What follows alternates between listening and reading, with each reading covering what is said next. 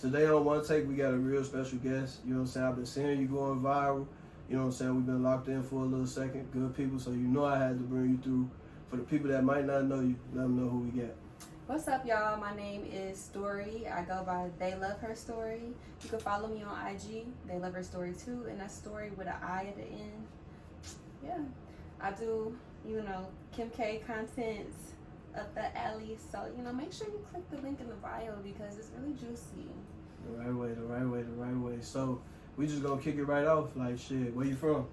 I'm from Detroit originally. Damn. So, I'm from Chicago, so big Midwest. You know what's going on, but... Oh, yeah, we neighbors. Yeah, nah, facts. And then most of my viewers gonna be from Chicago, so they gonna fuck with it. You know what I'm saying? So, yeah. For the Atlanta viewers, tell them what's going on, how Detroit was coming up for you, like, grammar school years.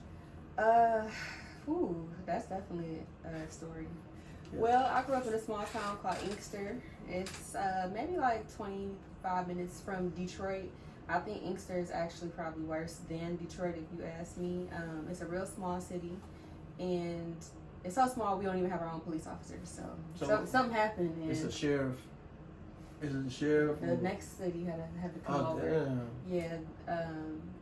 So it's just like I grew up in the hood. Yeah. Damn. And I'm the only mixed person out of my whole family. So and also in my environment, obviously it was mostly like it wasn't a lot of people that looked like me. It was some, but it wasn't a lot. Right. So I used to go through a lot. I definitely did. I remember telling my mama, like, I want to cut my hair off. Like, because people used to just tell me, like, oh, yeah, we going to cut your hair off when you get off the bus. Damn. And you think you all that because your hair long. And I'm just like, I don't even care about this long hair. I don't even think I'm all that. Like, I'm just a kid. I'm living. You know what I'm saying? I'm not thinking about what y'all think about. And I definitely did get a little bit bullied by older people. Yeah. But I ain't never back down. Right way. I had to just stand up for myself and thrive. And I don't know. That's probably why I don't go home that often. That environment that I grew up in just kind of remind me of the struggle, which I appreciate. Give me a little, a little seasoning. Yeah. Yeah, but as an adult now, I'm just trying to see more. I'm trying to go up. Like, I ain't trying to be in that environment. Yeah, I understand that because I left from Chicago, like, kind of on the same shit. Like, a lot of bad stuff started happening. But I go back kind of often, I still got kids there, but I feel like it's just best to move. You know what I'm saying? So, how was high school? High school, I ain't gonna lie, I always been in a little bit of trouble, whether it was with my mouth, whether it was us fighting, us sneaking out. Yeah. It was all, I was in a lot of stuff. I was a busybody. Me and my friends had to be doing something. Yeah. I got pregnant at 16. We was drinking, I think, at like 12. Probably smoked our first blunt at 12. I ain't gonna lie, in Chicago, you jump off the porch fast. So about the same type of time, you know what I'm saying? I was the last one out of all my friends, though, to lose my virginity. I will say that. Right. I lost my virginity at, 15, and then I had a baby at 16. And I probably would have waited even longer, but I wanted a baby. I think that's so crazy. Yeah. Like, I really wanted a baby, but... Yeah.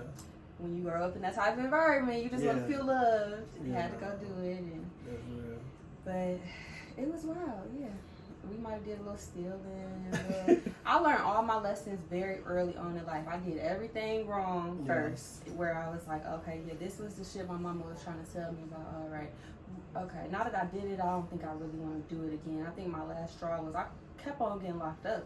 Actually. This sounds so ratchet and horrible. I wasn't getting locked up for like nothing too serious, but like drinking and driving. I don't remember what the charge was because I wasn't even 21 yet. Probably underage drinking. Yeah, underage drinking. I think I probably had gotten so many car accidents with my first car. Boy, drinking. Kids, don't drink and drive. I got a lot of young viewers too. Shout out to y'all. We don't encourage drinking. Don't do it. You be thinking you know how to drive and you got experience once you got your license and been driving for a minute, but drinking and driving is a whole nother thing, and it just never ended right. most of the time, so it ain't worth the risk. But my thing used to be smoking and flying. Shit, if I was like driving my car high, then I got a DUI for that shit. Yeah. So you know what I'm saying? You can't be out here riding all crazy. You know what I'm saying? Yeah, and I feel like when like God or universe or whatever y'all believe in, like. You talking about y'all? You believe in something too, I'm sure. I believe in God. There you go. I grew up with a father that was Muslim and a mother that was Christian. That's a whole nother story. So what's your race then? Race or religion? Down. What's your race first? My race is really complicated because it's like 13 different things. What your mom is and what your dad is? Well, my mama is black, and if you look at my daddy, he's white. That's what I thought he was. Mm-hmm. But then when I did the Ancestry DNA test, I am mostly French and Nigerian. But then it's a whole lot of other shit. So you can see my Ancestry DNA test on my YouTube channel, They Love Her Story. Y'all make sure y'all subscribe to that too. Yeah, go check it out. But growing up, I'm jumping from one side to the other. No, it's good. No. So that's what I was basically trying to see first. Like when you said your mom was Christian and your dad was Muslim, so your dad like African? No, my daddy converted to Islam before I was born. He's you asked him, he said he's Italian, but the Ancestry DNA test said he's more French than anything. Yeah. So, well, I am. But is that my daddy? Sorry, no, that's my daddy. I'm just like, that's my daddy. One of his uncles popped up on my Ancestry DNA test. Yeah. But so he converted to Islam, and I was actually born into Islam. My mama converted over while she was with him. Yeah. So but then she was in the bathroom. My mom used to be in the bathroom eating chitlins, and she wasn't really into it. She loved him, but she wasn't really. She was just doing it for, you know what I'm saying. That was kind of how my upbringing was a little bit, cause I'm Arab and black. So my dad is Pakistan, my mom is black. So he Muslim and they Christian Baptist. You know what I'm saying? That's crazy. Yeah. So I kind of had like the similar experiences growing up. You know what I'm saying? Yeah. So it was different. That's why I asked you. Did they make you learn both? At one point, yeah. Yeah, that's how it was for me, and it wasn't so much my mama. My mama made me. He made me follow behind. Well, my mama made me follow behind my daddy because he was more religious anyway. Mm-hmm. And I'm talking about, you gotta, when it's Ramadan, I gotta fast with them. I can't eat. You gotta eat before the sun comes up. Can't eat till the sun go down. I'm over there like, oh my God, I'm ready to go back to my mama's house. Yeah, that's how I used to be at my dad's house. But they used to be lenient on me because they already knew, like, I'm the only mixed person in my family on both sides. What? So the best of both worlds, really. Like, when I go with them, I get to break the rules, and then with my mama and them, it just had to be. So yeah, so after high school, how did life go? Because you had a baby that was probably 2. Yeah. And then what happened? After I had my baby, the last straw was I think I was 21. Was I 21? No. The last straw was they was ready to lock my ass up, and I had to go to court. In Detroit, right? Yeah, and I was like, I cannot, like, my life is going downhill. Like, my car is totaled out.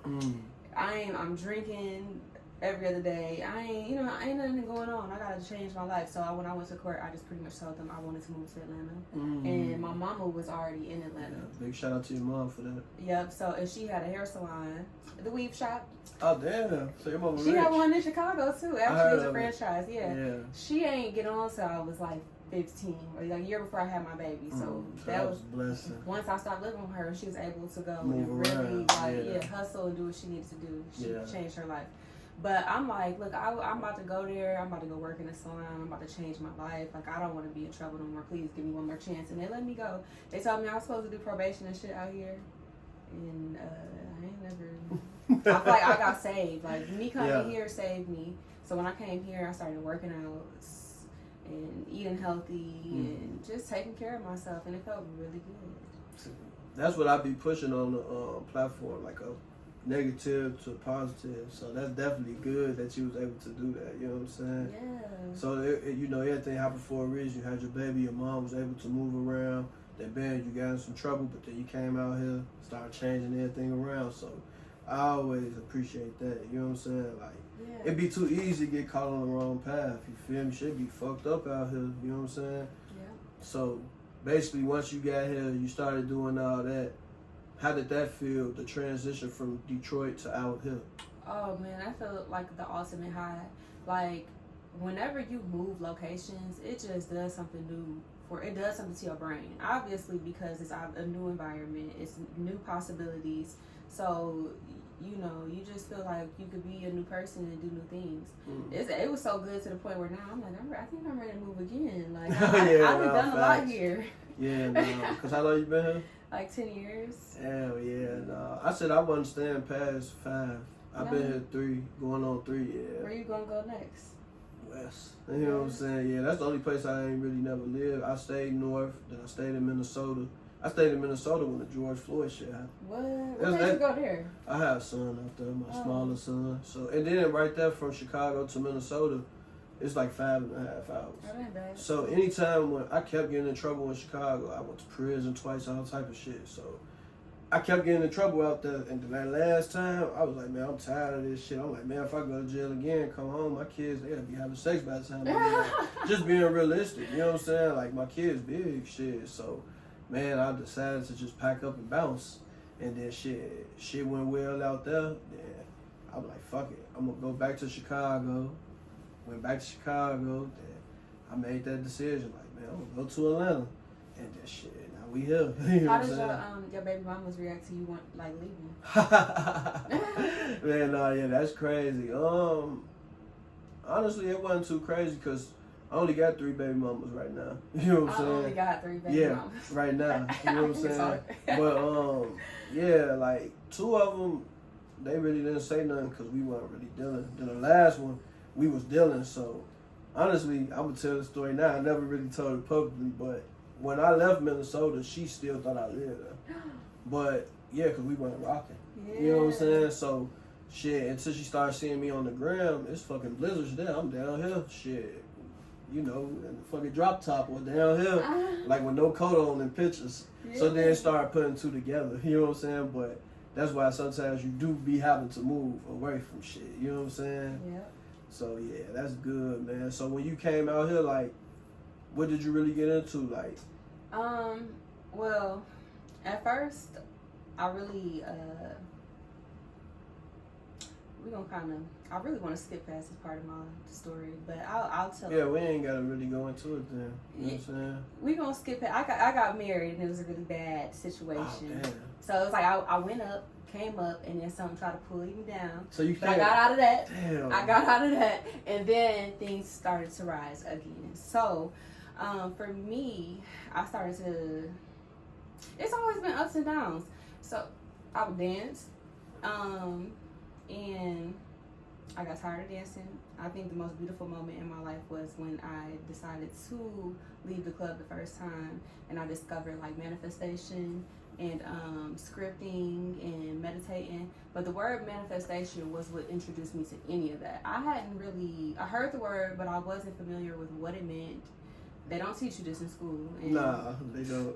Especially where I'm from, you don't hear nobody talking about no manifesting. We wouldn't even have been where we was at if somebody was manifesting something different. But I was like, oh, okay, like it's really that easy. Like I could write down as if it already happened and then sit and visualize it, the feeling of it happening, and really just dream about it all day. So basically, I just got to paint a picture in my head of the thing, the outcome I want, and how it looks and how this feels, and it's gonna attract it to me. I'm like, oh, this is crazy. Why didn't nobody teach me this? Right. And so I was like, well, So I think I watched. I just typed in on YouTube like, what is manifestation? And this girl had a video like how I manifested $10,000. I watched that video, and she was saying how she wrote her future job description and like it was already happening and how she felt. I got to writing stuff, and that stuff started to happen. And I was like, this is really deep. Like, this is spooky, like, beautiful deep. Like, yeah, that should be a different type of high. I really didn't get on the writing stuff down into prison. But then, like, man, one time I went and my homeboy put me on it. And, man, when I came home, I accomplished everything on the list. Like, damn. Then once I started writing down bigger goals, I started manifesting that. Yeah. So you know what I'm saying? That's good. You turn to negative to a positive again in that situation. So, you know. There's nothing wrong with that, you feel me?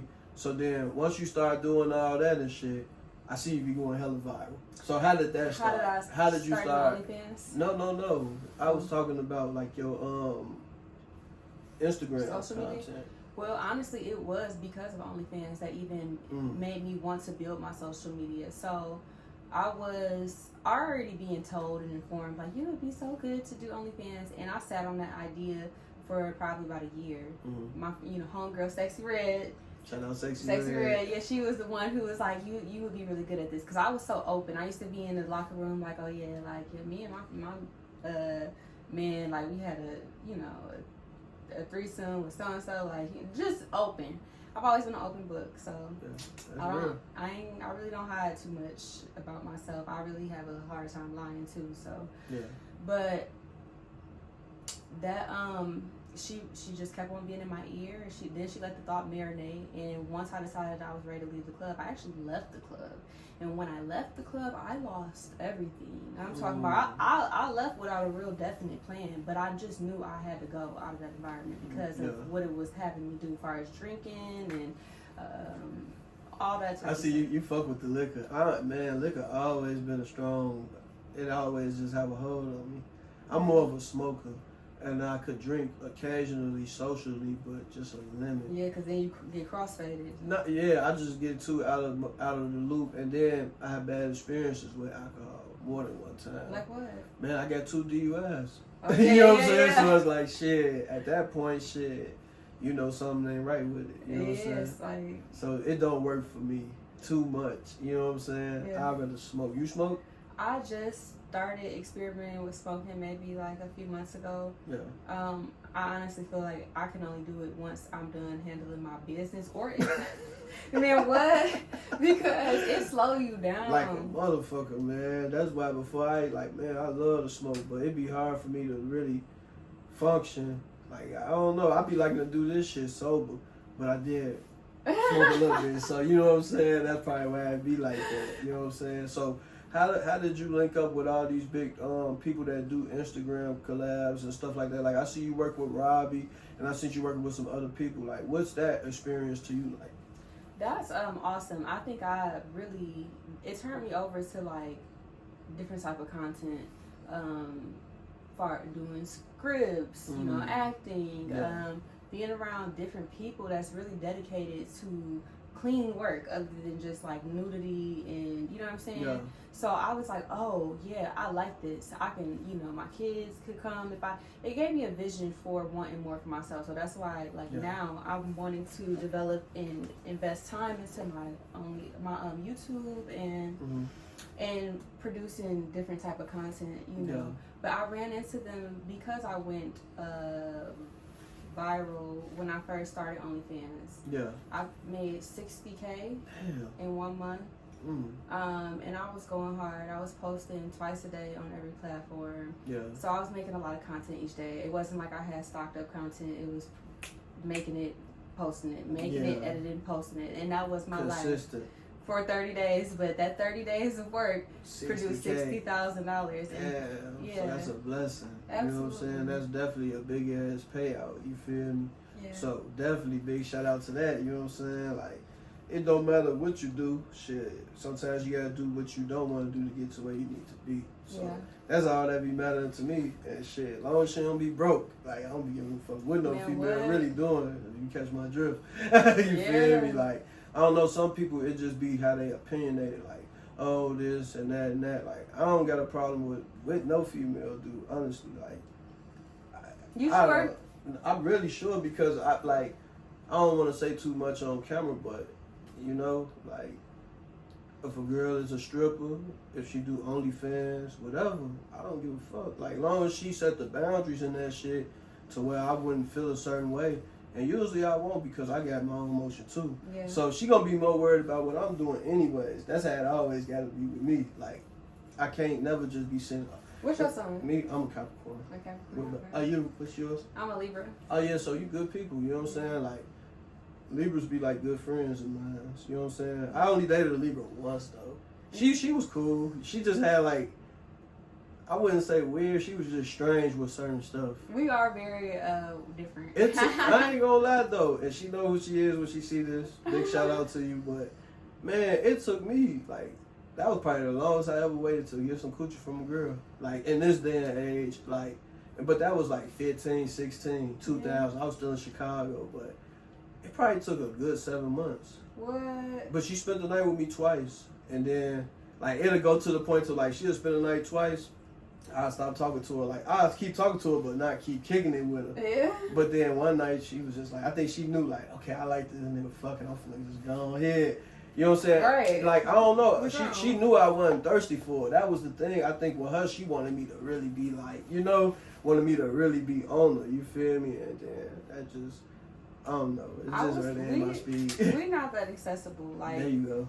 I don't care. People will judge you off of what I do, but they don't even understand. Like, I was in a 9-year relationship, on and off. The last 5 years consistently, we were together, and I was the only man that I had been with for 5 years. So it was like coming out of a relationship and me going back into the club. I'm like, okay, I want to go to the club because I've been in the house. Me and him literally did everything together. I worked doing Onlyfans. I worked from home. Yeah. And I'm like, I don't want to go outside and not make no money, so I might as well juice this little moment, go to the strip club, make some money, you know? Make that money, honey. I ain't gonna lie, you can't do shit without no money. It don't make you real, but it pay some bills for sure. It eliminates some of the stress. There you go. So I went into the club, and it's just like, it's funny because guys be thinking like you green, like they can throw an amount at you. I've been offered very high bids to, you know, be with me, and obviously because I've done OnlyFans, they already the perception of things, like, you know what I'm saying? It just be how people perceive things. Like, that really be the thing. Like, that ain't really my thing either. Like, I just did some content the other day with a girl. She's probably like big on OnlyFans. I really didn't ask her, but from the comments, I was seeing that like that people just be weird. They like, damn, she got a fat print, and just like stuff like that. Like, I've never been that type of guy. Like, that's why I have my content set up. I think it's doing so well, and all the females doing that, because I don't get on the platform and sexualize. Like, I don't get on here on no over creepy shit. Like, that's not my character. You know what I'm saying? But we ain't gonna say too much, but you know what I'm saying. You feel me? Like, yeah, so I don't be liking that type of stuff. You feel me? Like, so it don't matter whatever a girl do, whatever her profession is, you know what I'm saying? Like, as long as she getting money, and as long as it's some security, as long as I know, like, it's just a job for her at the end of the day. Because you basically just said that, like, it's just a job. And you know what I'm saying? Like, that's really just it. Like, oh yeah, like my person could have went with me wherever, you know, if he wanted to. Yeah. He didn't like to be in the midst of what I had going on. He might have pulled up a couple times, but I don't think he could handle, you know, seeing stuff. I don't have nothing to hide, and I wasn't being with other people, but even just seeing your girl. Just your girl sometimes, but like I said, it's just a different caliber of dude sometimes. Like, you know, I might come, you know, just say for instance if we was dating. Sometimes I probably would just come for support, but I'd be busy, so a lot of times I probably wouldn't. Yeah. You know what I'm saying? So you could probably just tell me about it at the end of the night while we count that bankroll. Right. You know what I'm saying? Thanks. So that's really like, I ain't gonna lie. Any girl that I ever talk to could tell you that shit. Like, just shit. I don't know where the bread coming in there from this shit. Like, shit. Absolutely. And I feel like unless a man can actually tell you, like, okay, you ain't got to work no more, how much do you need in order to walk away from this? Then that should not be. Damn, I never in my life even considered nothing like that. Just me, honestly. Yeah. Like I say, I don't want to say too much on camera, but I definitely been in situations with people when I knew they worked in those fields. Yeah. Never one time in my mind I thought like, yeah, baby, I'm gonna just give it all to you. Like, just please stop. Like, no. Like, at the end of the day, we still gonna need this bag. Yeah, and that's cool too. So that's why I said, like, if you not coming with the compensation, then you should just be quiet, because I feel like you are coming into a time where women are really like, they hustling, right? They got their own bag. They don't need your bag. They might want something from you. Want to make sure you know you got it too. But like, if you walk away, we okay. Yeah. So you know, it's just like, I don't know. That's the only way I would walk away right then and there, is if a nigga could. But see, now that you know, I'm a thinker, so I done thought of something now. You know what I'm saying? Okay. Now let's just break this shit down like this. If it was a situation like that, right? Mm-hmm. And I really wanted a motherfucker to stop, or I really wanted you to stop. Before I even come at you with that, I'm gonna see how much money is being brought in every day, and I'm gonna see what I'm bringing in every day. I'm gonna think of something real fast that's gonna make that amount of money that we could put the money together that what we got, and it has to be a really great idea. At that point, you're like, okay, bam, shit, you got 5 right there, I got 5,000 right here. There's 10,000. We could put this shit into something right now that's gonna bring us X amount of dollars, in consideration of, you know, getting you out the motherfucking club. You too good for this club type shit. You know what I'm saying? Now that's something, but the money ain't gonna stop. You get what I'm saying? But some dudes don't think like that. A lot of dudes ain't thinking like that. A lot of men don't know how to lead properly. See, that's a man leading. A man should have a plan. Like, you can't come with all the nagging and complaining and you don't have a plan on how is this gonna be fixed, you know? Yeah. And it can't just be for your own selfish pleasures. You gotta make sure you are compromising my wants and needs too. So I don't feel bad about what I do, and I appreciate what I do now more than ever, because it did allow me to step out on my own too, and to be able to walk away from that relationship and support my 3 daughters without having to ask anybody for anything. But it also revealed to me the type of relationships I want or I would need to really be happy. I realized them 9 years, it was too much control, too much complaining. You know what I'm saying? So somebody constantly telling you he had a problem with OnlyFans, you know? So it kind of started making me feel like I was doing something wrong, you know? Nah, but this shit is the main income. $60K in 1 month is crazy. Like, let's go back to that. We ain't even gotta talk about that no more. But when you woke up and think that bitch said $60K, what you thought? Oh my God, I was so grateful. I already was in a very grateful space. So I do want to say that to all y'all. Like, you are a money magnet. So if you're walking around ungrateful or thinking like you don't have enough, or saying, oh, you can't afford this, or I don't know how I'm going to be able to pay for that, well, that's what you're going to keep on producing in your life. So you really got to have the idea that it's already happening, it's already yours. I had already manifested, wrote, and visualized the $60,000 before it even happened. So when it happened, it was just like, I was overwhelmed with gratitude, honestly. Damn, that's what's up. What's the big purchase? Did you get any one thing that you was like, man, I wanted this? I'm not a materialistic girl, honestly. Like, I like simple shit. Yeah. You know, as long as it's cute. If I like it, I support it. Yeah. But what I am big on is having a nice home. There you go.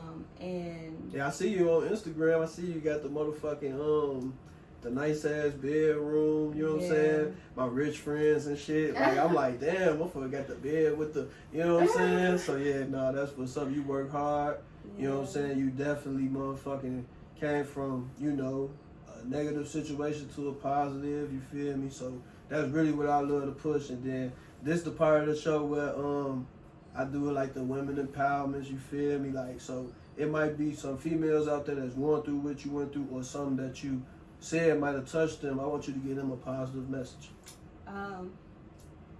Well, I just want to say, for one, if you're having a bad day, just know it will pass. And for two, I'm telling you my little regimen of what I do whenever it's a cloudy day. You gotta have something you do to switch your brain over from negative to positive. So if you just even ask yourself, what are 10 things I'm grateful for today? Not general things like I'm happy I got my family. I'm talking about that happened specifically within this day. I'm happy that I was able to afford my groceries at the store today. I'm happy that I was able to get my nails done. I'm grateful for, list those 10 things. You can speak them out. It literally is going to release endorphins out your brain that are going to release happiness in your body. So you gotta sometimes use your mouth and use your brain to pull you out of this cloudy place and space. I get here sometimes because I'm a mother. I work a lot. I move so much that sometimes I sit down and I feel like, oh my God, I'm so tired. And I still don't have time to really take the time for me. But then I realize like I do have time, because I can take 5 minutes right now, and what is it gonna hurt? And I can just go ahead and be, you know, have a moment of gratitude and appreciation, meditate. One other thing I do want to share, if you play affirmations for 30 days, it literally changes your mind. They suggest that you start off with confidence affirmations, because your brain needs to first believe that you can do it. If you don't believe you can, then hey. So then after the 30 days, you can play ones like, well, for wealth, for good health, I am healthy, I am wealthy. And your brain is so intelligent that your subconscious records data while you're asleep. So all you gotta do is push play while you sleep. That's love. That's real right there. You know what I'm saying? I definitely want to get into it. I'm definitely grateful that you pulled up. Since you say we talking about what we grateful for today, I'm grateful that you pulled up today. I was definitely excited for you to pull up, you know what I'm saying? Because I knew you had a good story. I knew we was going to come up with something good that's going to touch some people, you know what I'm saying? So, shit, before we get out of here, shit, let these folks know how to reach you, you know? Yeah, so They Love Her Story 2 on Instagram, THEYLOVEHERSTORI.com for the OF, and They Love Her Story for the YouTube. I'm about to really press and push on the YouTube, and I'm already pressing and pushing on OnlyFans. I'm working nonstop around the clock, and it's really good shit. So yeah, mess with your girl the right way. Fuck with her, y'all. You know what I'm saying? I ain't never bought OnlyFans in my life, but I want y'all to go better and shit. You know what I'm saying? She a black entrepreneur. She from Detroit, out here in the A. Shit, let's get her shit up to 100K a month or something, you know what I'm saying? That's a 1.2 million a year. Maybe she come back and bless me with something, you know what I'm saying? But nah, appreciate you for coming through. I definitely think we came up with something viral. Shit, that's it. Thank you. Appreciate it.